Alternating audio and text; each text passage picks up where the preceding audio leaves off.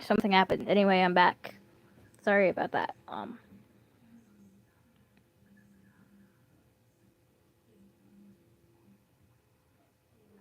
We know how much danger they're in. No, you don't understand, test tube. I deleted the data from my recovery center app. We know. Me phone 4 scowled. Oh, I'm gonna language warning. Bitch didn't even delete the security footage. Just this memory. We're downloading as many profiles back as we can so nobody dies during the rescue mission. OG paused. They really did have it all together, didn't they? They were more composed than him, at least. Should he have told them sooner? Had he let fear get the better of him? We're not telling anyone about the rescue mission. It happens tomorrow morning.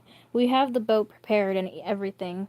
Nothing will happen, Knife said. His voice didn't fit his words, sounding almost sarcastic, but OJ meant it. All right, OJ said, looking up. He wiped his eyes, only noticing he began crying when his hands were wet afterwards.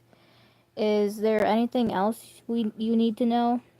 Think I'm ready to talk now. Anything you know could help, Paper said.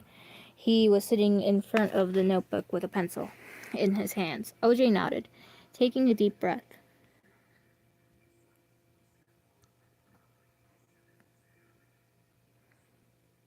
Before starting, they were in a laboratory, all of them. Light bulb, soap, pepper, tissues, and trophy. The last time I was there, everyone but tissues was in the same area. It was a hall. It had a label. I don't remember exactly what it was, but it was far from soundproof, and most of them should be able to talk still. Some of them might need help getting out. None of them have too serious injuries, right? Mike asked nervously, through her tone wasn't too hopeful. None of the injuries I know of would be fatal. That's all I can say. OJ murmured. Okay. His heart sinking just an inch at the thought. All of the doors are locked in some way, and there's clearance on a lot of the shelves, so you may need to be careful. We'll need a lot of time. It's like a Labeth Rith down where they're useless. You know the place like test tube. Knowing her though, she could have done anything in the time she's been down there. Even now, things could have changed. All right, Paper mumbled, jotting it all down. We'll try to strategize based on that then. Thank you, OJ. His smile played softly on his face, blending well with the rest of his expression. Oh, and one last thing. You need to enter yourself back into the Recovery Center app, like we did before the show started. I don't think that's how that works, but okay. Just Skit. Hey, Sonny. Hi, Skit. I'm just reading out loud right now, because my goal is to get to chapter 40 on this fanfic I'm reading.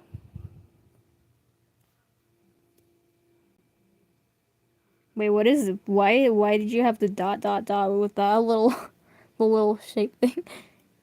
What is that? It's like isn't that like the weird like the marking that's like for the I don't know what words it's used for, but I don't know. Coolio, smiley face. I don't know why you use that though. I think it's an accent line or something. 12.5. I think that was the right number for it. I can't really remember. Anyway, last time I'm not doing the recap again. This is a part 2, technically to part 12.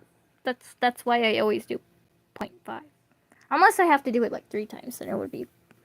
How would I do it for a 3-timer? I wouldn't be doing it for a 3-timer. I would just force it to be a 4-parter.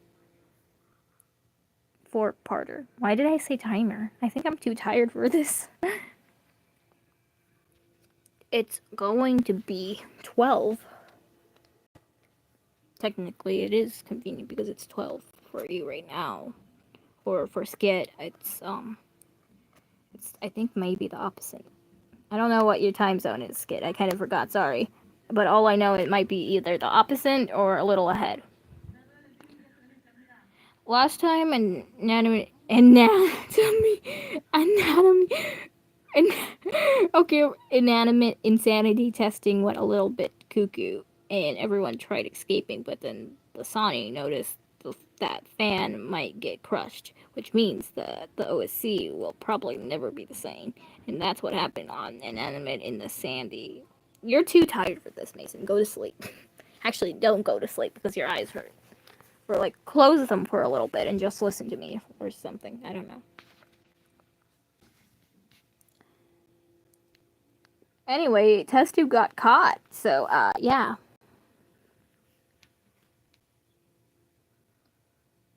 All of the doors are locked in some way, and there's experiments on a lot of the shelf. Yeah, I already read that, okay. Alright, Paper mumbled, jotting it all down. We'll try to strategize based on that then. Thank you so much, OJ. His smile laid softly on his face, blending well with the rest of his expression. Oh, and one last thing. You need to enter yourself back into the recovery center like we did before the show started. Right, OJ said. He had to admit, he was impressed at how collected everyone else was. He knew things would have changed in 4 months, but wow. Hold on, I'm doing this part myself, Mi-Fan-4 said, stopping OJ before he could do anything. He opened the Recovery Center app on his screen, pressing a small plus on the top. A quick basic info test later, the screen asked for a signature. OJ assumed this was the part he had to do. Luckily, he knew his signature well. He put in the fancy lettering before tapping on the check mark off to the side. A loading circle popped up for a couple of seconds before his profile showed up. Why do you need a signature? I feel like anyone would be just like, yeah, forge my signature for this person to be, like, have a revival. Free revival. Who wouldn't want a forge signature on their free revival? Literally, it doesn't matter. Why do you need a signature? Why do you want permission? Why do you need this? Like, who wouldn't be like, yeah, I'm not up to having letting myself be respawned. Like, who wouldn't just let anyone sign it? Like, I don't know. Maybe I'm being a little silly. Maybe that's not how things work anyway.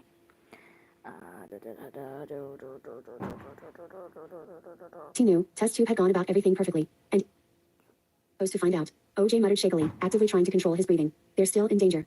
Or he could do anything. He opened the Recovery Center app on his screen, pressing the small plus on the top. A quick basic info test later, the screen asked for a signature. OJ assumed this was the part he had to do. Luckily, he still knew his signature well. He put in the fancy lettering before tapping on the check mark off to the side. A loading circle popped up for a couple of seconds before his profile showed up on the screen. There we go. Mi-Fan-4 said, his newly found upset attitude not any different. He walked back over to Mi-Pad, standing next to him. The mission is tomorrow, so you should get some rest. Paper said. OJ nodded. Right. Well, good night everyone. He yawned, walking back down the hall. A couple responses chimed from behind him, putting a small smile on his face. Sometimes he forgets why he missed the hotel so much, but now he remembered exactly why. Because even if it had its messy moments, both figuratively and literally, it was a tightly knit community. The smile quickly faded though. He still wouldn't let himself be happy. That wouldn't last long though. As soon as they got everyone out tomorrow, he'd let himself celebrate. Just not yet. He opened the door. The lights in his room were still off, the slightly dusty scent still lingering through the air. He'd clean out the smell once it was all over, for now it just helped him stay truer to the already broken promise. He navigated through the dark, finding the bed in the middle of the room quickly and lying down. Anticipation. That dreadful feeling ran through him, making him both nervous and, in a weird sense, excited. He tried to shake it off, knowing he needed to get rest for tomorrow. He closed his eyes, drifting away from consciousness. He wasn't awake enough to process the small ping that came from his phone later that night. Test tube blinked. What? Wait, what? Nominated as Sandy equals inanimate insanity. What is that? It's the text to speech thing. Because my voice is dying. Well, not dying, but like it's tired.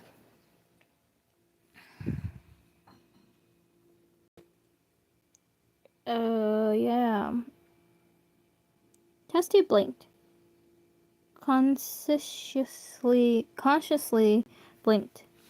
She looked down at her phone in her lap, disbelief. She should have been more careful. She'd been reckless, and this is the consequences.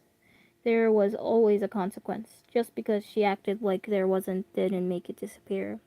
This was inevitable, wasn't it? She shouldn't have started this project, this experiment, that hall. Hell, maybe this entire lab was a mistake. Maybe joining the show entirely was a mistake. The lines of when she had messed up were a blur, leaving her wondering when it all went wrong. It went wrong when you fucking decided to pick that book. up and like, oh, I want to use my friends as my own like test dummies. Like, bruh, you knew that was gonna end badly. Because, yeah, I mean, I guess some of them weren't your friends, but like your the first one you had planned was one of your closest pals. One you share a history with, one who taught you valuable life lessons. Obviously, you took something from her that she can't get back. Trauma. You gave her trauma. You gave your friend flippin' trauma for the quote unquote name of science test tube. It went wrong when you read that book. It went wrong when you had literally no remorse for literally dissecting your friend. Okay, that's insane. That's sick. That's sick, and you need help, okay? Anyway. I can't scroll. My thing's broken. I am Bummy from Anime Insanity. Oh wait, no. I'm Bummy from BFTIA. I mixed up the shows. I'm sorry. I don't even think that was accurate.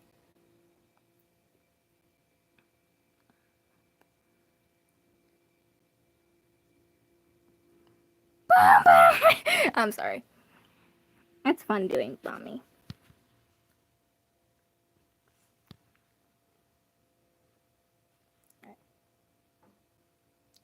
If she was a little more social and outgoing, would this ever happened? If something small happened that changed her moral standpoint, even just a little, could every consequence she was about to endure be undone? Maybe this was why she felt so awful earlier, because she felt karma doing its works behind the scenes. After so much effort trying to keep this together, the ribbons were unraveling and the curtains were being drawn. A thought ran through her head, a thought that told her maybe, just maybe, this was for the better. She had done things that at some point in her life she wouldn't have done at gunpoint. At gunpoint, really?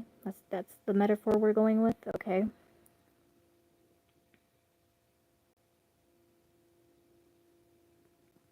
Is that a metaphor? I don't think being held at gunpoint is a metaphor. Okay, well, I don't know.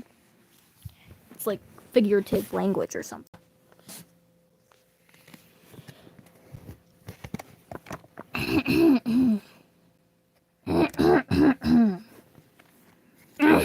I'm good.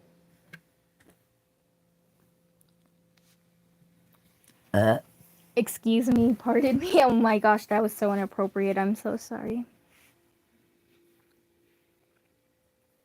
I just had a little bit of soda pop. I call it a soda pop. I don't know. I apologize for that. Ah.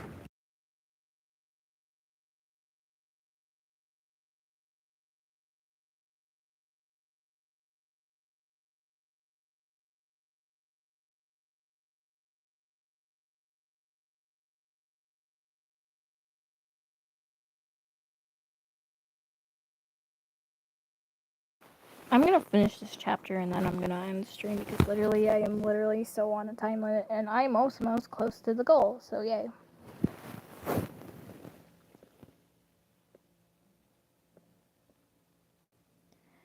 A thought ran through her head, a thought that told her that maybe, just maybe, this was for the better. She had done things that at some point in her life she wouldn't have done at gunpoint, and now she decided to said things entirely on her own free will. Oshie had been right. She was a monster. She was a sociopath. She was a terrible person in so many ways. It would take decades to point out every little thing she'd done to worsen the world. If the stars aligned just to make everything she's done and securely protected fall, then it had to be for a reason. But a small, selfish part of her didn't want that to happen. To prevent it, to temporarily stop the world's plan for her, to have this project to herself just a second longer than she's supposed to.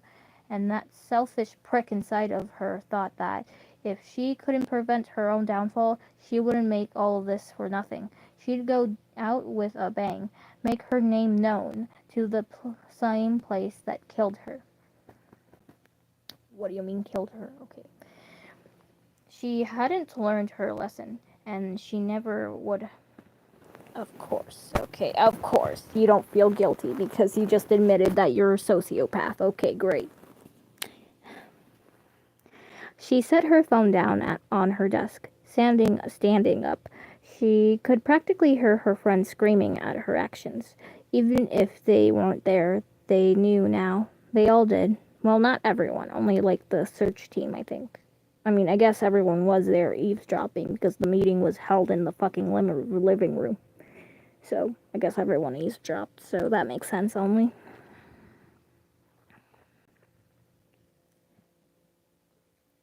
They all did. She had done her work, and now she'd deliver it to the others with a ribbon on top.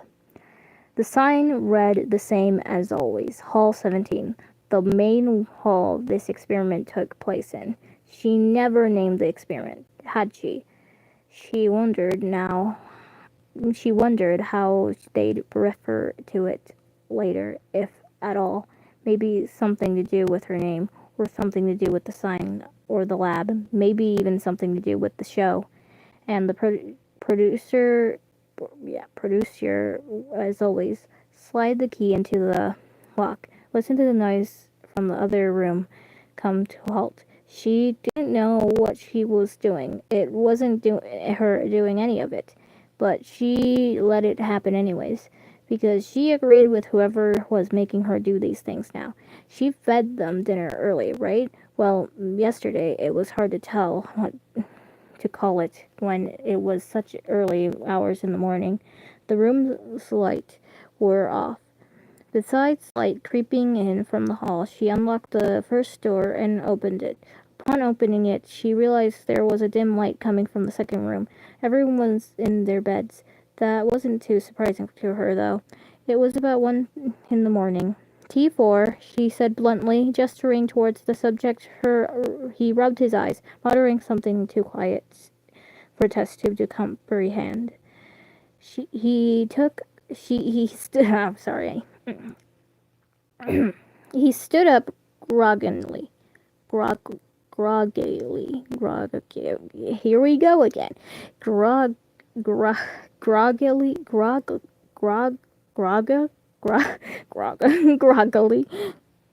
Broccoli is no, it's not the same thing as melancholy. It's groggily. Groggily? Yeah, groggily. Yeah, groggily? Yeah, groggily. Walking over to her in almost clumsy manner. She didn't taste a second in locking. She did.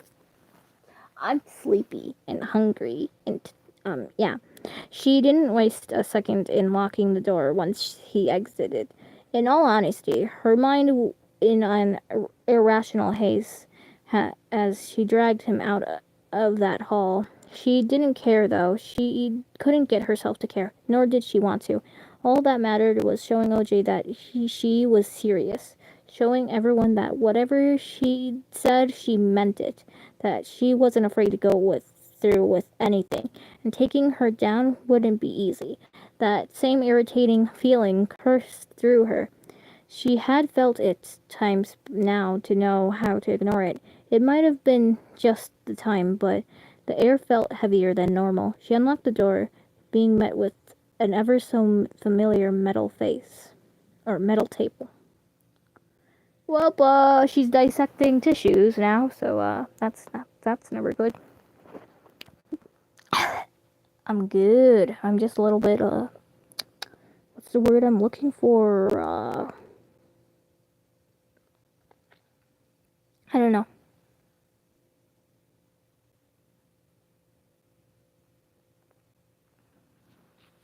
Anyway.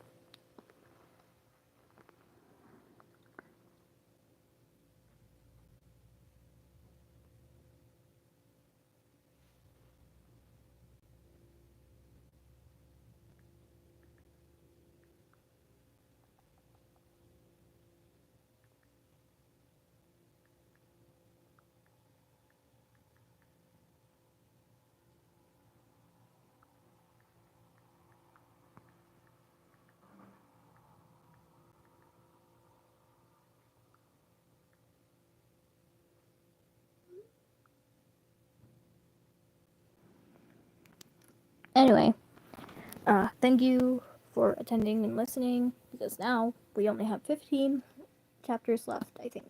Yeah, officially only 15 left. Isn't that great? 15 to 16 chapters left. So the plan is going to be in August we're going to be reading hopefully like up to 6 to maybe 5, I think 5 every week. So, yeah. But like not like 5 in a day, because that's kind of insane, because I am definitely not going to be in focus for that. But yeah, because my goal is to have it done by the summer so we could start on Varian and the Seven Kingdoms, because I want to start watching the animations and the lore and everything, and I don't want to get spoiled because I've already seen so many edits, and animatics are awesome. Yeah, so thank you for listening. And I just learned how to screen share too. So maybe, depending, maybe I'll do it like play Roblox. I don't know, draw.